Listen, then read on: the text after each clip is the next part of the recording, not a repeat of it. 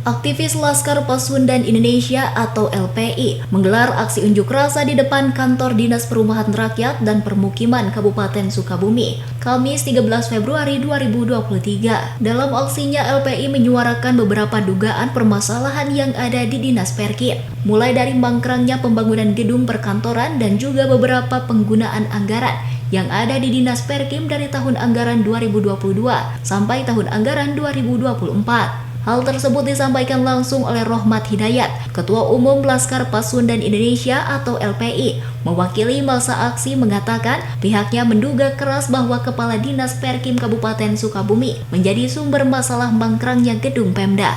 Usai menggelar aksi unjuk rasa, sejumlah perwakilan melakukan audiensi bersama pihak Dinas Perkim untuk musyawarah apa yang menjadi tuntutan masa aksi. Yang pertama, kami minta Kadis Perkim diperiksa oleh APH. Mulai dari tahun anggaran 2022 sampai 2024. Kami menuntut agar adanya audit secara menyeluruh mengenai konstruksi di gedung tersebut. Yang kedua, kami juga mempertanyakan gedung ini, progres pekerjaan gedung ini masuk dalam rencana RPJMD apa tidak.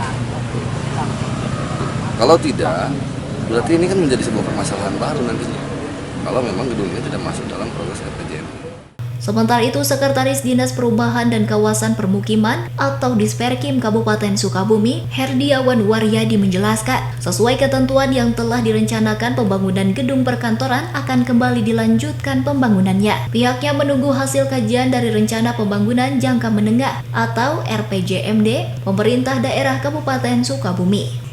Saya sampaikan bahwa ini tentu kami juga berkomitmen sesuai dengan perencanaan kegiatan kami sesuai dengan RPJMD dan rencana kerja perangkat daerah, bahwa itu akan kami laksanakan sesuai dengan ketentuan setelah hasil review atau audit dari LPJK Kementerian PU keluar.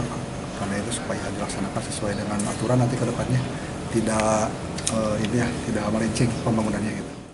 Dari Pelabuhan Ratu Kabupaten Sukabumi, Indra Sopian, Tim Liputan MGS TV melaporkan.